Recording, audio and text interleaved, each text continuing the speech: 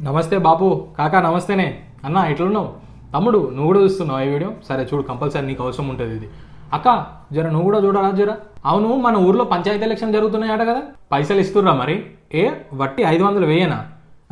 మంది బాటలు కూడా ఓ చీరలు అవన్నీ కూడా ఓకే ఓకే ఓకే ఇంకేంది ఇక వాళ్ళ పనులు వాళ్ళు చేస్తారు మన పనులు మనం చేస్తాం ఇక ఊరెటు పోతే మనకేంది ఊరు ఏమైపోతే మనకేంది కదా అంతే కదా అసలు మన ఊరికి బడ అవసరం లేదు హాస్పిటల్ అవసరం లేదు ఎందుకంటే పక్క ఊర్లో దవాఖాన ఉంది కదా అక్కడికి పోతాం కదా ఎట్లయినా మనం అవును ఇంతకు మనం పక్కూరు దవాఖాన పోవడానికి కూడా మనకు రోడ్లు చక్కగా లేవు కదా పోతే మనం నడమంతా పోతుంది మనమంతా పోతాం అదంతా పోని కనీసం మనకు మంచి నీళ్ళు తాగడానికైనా ఉన్నాయా ఏది మన వాడకాడు ఉండి లొల్లులు పడి తీసుకొని వచ్చే నీళ్ళు కాదు నేను అనేది మన ఇంటి దగ్గర తాగునీటికి సరిపడా ఒక నల్లు ఉందా అవన్నీ ఇట్లా చెప్పుకుంటూ పోతే మన ఊర్లో బాగానే సమస్యలు ఉన్నాయి కన్నా మన ఊరికి రోడ్లు లేవు ఆ రోడ్ల మీద లైట్లు లేవు పోనీ ఆ రోడ్ల మీద పక్కకు కనీసం మురుగులు పోవడానికి కూడా ఆ మోరీలు కూడా లేవు కనీసం తాగడానికి నీళ్ళు లేవు కనీసం మన బతుకు కోసం మనం బయటకు పోయి బతుకుదామన్నా కూడా ఒక బస్సు సౌకర్యం లేదు పోనీ ఆ బస్సు లేకుండా మనం నడుచుకుంటూ పోదామన్నా మురుగు వాసనతోని ఎట్లా నడుస్తామన్నా కనీసం క్లీనింగ్ శానిటైజర్ కూడా లేదు కదా అన్న మన ఊర్లోనే ఏదో ఒకటి చేసుకొని బతుకుదామంటేనేమో మన ఊర్లో ఉపాధి కూడా లేదా కనీసం రోజు పక్కూరికి పోయేద్దామన్నా కూడా కనీసం మన దగ్గర బస్సు లేదు ఒకవేళ బస్సు మన ఊరి మించెలవైనా మన ఊర్లో బస్ స్టాప్ లేదు ఆ బస్ స్టాప్ ఉన్న వాళ్ళు ఆపరు ఇట్లా మన దగ్గర చాలా సమస్యలు ఉన్నాయి కానీ మనం వాటిని పట్టించుకోము మనం అడగలేము ఎందుకంటే మనం వాళ్ళ దగ్గర పైసలు తీసుకున్నాం కాబట్టి ఎందుకంటే మన దగ్గర ధైర్యం లేదు కాబట్టి వాళ్ళని అడగడానికి ఎందుకంటే మనం ఊరందరం కలిసి యూనిటే లేదు కాబట్టి ఏముంది ఎప్పటిలాగానే ఎలక్షన్లు వస్తాయి ఎవరొకరు సర్పంచ్ సాబ్గా వెళ్తారు అండ్ వాళ్ళ లాభాలు ఏదో వాళ్ళు చూసుకుంటారు మన లాభాలు ఏదో మనం చూసుకుంటాం అంతే కదా మన లాభాలు గయ్యే 500-1000 రూపాయలు అంతే కానీ వాళ్ళు చూసుకునేటి మనకు తెలియదు మనకు మాత్రం మంచిగా బిర్యానీ మందు పైసలు ఇవన్నీ మనకి ఇచ్చారు కాబట్టి అవే మనకు 10,000 అవే చాలు అయినా ఇవన్నీ ఆలోచించడానికి మనకు టైం ఉన్నదా అసలు మనం ఊర్లో ఉన్నామా అసలు మనకు ఇవన్నీ ఆలోచించడం ఎందుకు మనకు లేని తలకాయ నొప్పి ఎందుకు అసలు ఈ ఊరు పంచాయతీలు ఎందుకు అని కూడా అనుకుంటాం మనం కదా సరే నువ్వు ఊర్లో లేవు నువ్వు ఎక్కడ పోయి జాబ్ చేసుకుంటావు అనుకుందాం సరే ఓకే నువ్వు ఎప్పుడో ఒకసారి ఊరికి రావాల్సిందే కదా పోనీ నువ్వు జాబ్ కొట్టిన తర్వాత నువ్వు పెళ్లి చేసుకోవాలి కదా నువ్వు ఆ పెళ్లి చేసుకున్నప్పుడైనా ఎవరైనా మన ఊరికి పిల్లనిస్తారా లేకపోతే మన ఊరు పిల్లని ఎవరైనా చేసుకుంటారా ఒక్కసారి ఆలోచించండి అసలు ఇవన్నిటి గురించి ఎప్పుడైనా ఆలోచించరా మీరు ఆలోచించినా చేసేదేముందంటారా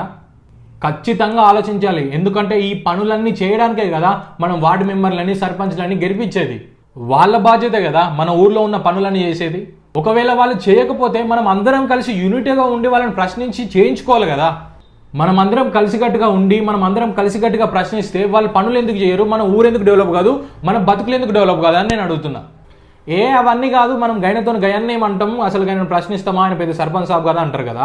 అసలు మనం ఓట్లు వేయకపోతే అయినా సర్పంచ్ ఎట్లయిండు ఆమె సర్పంచ్ ఎట్లయింది మన కోసం మన పనులు చేయడానికే కదా వాళ్ళని సర్పంచ్లుగా ఎన్నుకున్నది వార్డు మెంబర్గా ఎన్నుకున్నది అసలు మనం అందరం ఓట్లు వేసి వాళ్ళని ఎందుకు గెలిపిస్తున్నాం మన ఊరు పనులు మన కోసం పని చేయాలనే కదా మరి అట్లా చేయని వాళ్ళని మీరు ప్రశ్నించాలి కదా అట్లా ప్రశ్నించే అధికారం మన దగ్గర ఉండాలంటే మనం వాళ్ళ దగ్గర ఏం ఆశించద్దు కదా మా సర్పంచ్ సాబ్ బాగా మంచోడు మా సర్పంచ్ సాబ్ మంచి పండుగలకు పబ్బాలకు మంచి పైసలు ఇస్తాడు మా క్రికెట్గా ఆడుతుండే క్రికెట్ కిట్లు ఇస్తాడు ఇంకేమైనా అవసరాలు ఉంటాయి చేస్తారని అనుకుంటారు అవి వాళ్ళు ఇస్తున్నప్పుడు మీరు సైలెంట్ ఉంటారా ఇంకా ఊరు డెవలప్మెంట్ అవసరం లేదా సరే ఓకే ఇప్పుడు వినాయక చవితికి అతను చందాలు ఇచ్చిండు సరే మనం వినాయకుని పెట్టుకుందాం అనుకుందాం ఇప్పుడు వేదవ్యాసుడు చెప్తే మన వినాయకుడు మన మహాభారతాన్ని రాసిండు మరి మన భవిష్యత్తు రాసుకోవడం కోసం మనం స్కూల్లకు కానీ లేకపోతే జాబ్లకు కానీ ఇంకెక్కడికైనా వెళ్తే మన సర్పంచ్ సాబ్ వచ్చి మనకు సపోర్ట్ చేసిండా లేకపోతే మన సర్పంచ్ సాబ్ వచ్చి కంపల్సరీ ఆయన ఇన్ఫ్లుయెన్స్ వాడి ఆయన చెప్పించే అధికారం కూడా వాళ్ళకు ఉంది కదా మావాడు కంపల్సరీ చూసుకోండి అని అట్లా అయినాయా పోనీ మనకి ఏమన్నా పెన్షన్లలో ఆయన ఏమన్నా తీసుకొచ్చేటట్టు చేస్తాడా లేని వాళ్ళకి కానీ ఉన్న వాళ్ళకి వచ్చేటట్టు సక్రమంగా పోనీ ఏదన్నా సర్టిఫికెట్స్ మనకు కావాలి గవర్నమెంట్ పరంగా అన్నప్పుడు ఆయన మనం ముందుండి నడిపిస్తాడా ఒకసారి ఆలోచించండి సరే మీరు అన్నట్టు క్రికెట్ ఆడడానికి క్రికెట్ కిట్ ఇచ్చింది అనుకుందాం సరే మనం మండల్లో మరి ఏదన్నా ఆటలు ఆడి దానికి టోర్నమెంట్ క్రియేట్ చేసేది ఎప్పుడన్నా ఎందుకంటే మన ఊరు పేరు మండల స్థాయిలో తెలుస్తుంది జిల్లా స్థాయిలో తెలుస్తుంది కదా మన ఊర్లో ఏదైనా కార్యక్రమం జరుగుతుందంటే అట్లాంటి ఏమైనా డెవలప్మెంట్ చేసిందా అట్లాంటి ఏమైనా అకేషన్స్ క్రియేట్ చేసిందా లేదు ఒకవేళ అతను ఆడిపించిండో లేకపోతే మంచి ప్లేయర్ మన ఊర్లో ఉన్నాడు అనుకుందాం ఆ మంచి ప్లేయర్ ఉన్నా ఆ మంచి ప్లేయర్కి సపోర్ట్ ఇచ్చి పై స్థాయికి తీసుకుపోయి ఏమైనా ప్రయత్నాలు చేసిండా లేదు ఒకవేళ గెలుచుకొచ్చే మా అంటే షాలో కప్పి సన్మానం చేస్తారు మరి అట్లాంటి ఎంతోమంది చదువుకున్నోళ్ళు అట్లాంటి ఎంతోమంది ఆటగాళ్ళు అట్లాంటి ఎంతోమంది ప్రయోజకులు మన ఊర్లోనే ఉన్నారు కదా మరి వాళ్ళని సపోర్ట్ ఇచ్చి మీదికి పంపడానికి ఎవరున్నారు మన ఊర్లో సర్పంచ్ సాబు ఆ వార్డు మెంబర్లే కదా కలిసి పోవాల్సింది, తర్వాత పై అధికారులు కదా చూసుకోవాల్సింది. మరి వాళ్ళ సపోర్టే లేకపోతే మనకి ఇంకా ఏం సపోర్ట్ ఉంది? వాళ్ళని గెలిపించుకున్నది మనం దేనికి?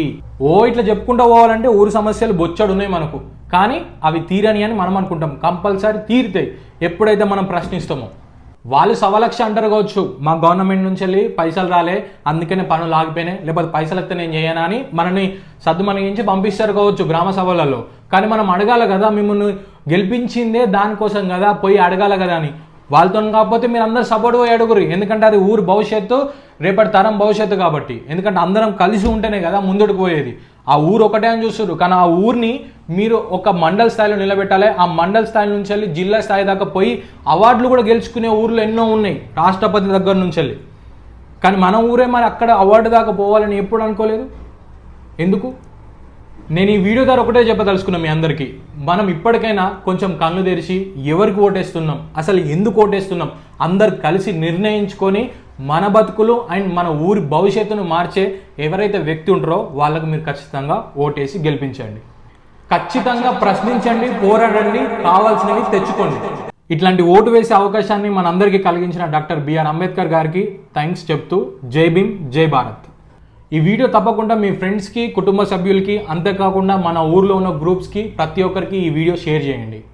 ఈ వీడియో నచ్చినట్టయితే ఒక లైక్ అయితే చేయండి. అండ్ ఇట్లాంటి ఇన్ఫర్మేటివ్ వీడియోస్ కావాలంటే తప్పకుండా మన ఛానల్ అయితే సబ్స్క్రైబ్ చేసి పెట్టుకోండి. మళ్ళీ ఒక ఇన్ఫర్మేటివ్ వీడియోతో మీ ముందుకు వస్తాను. Bye bye.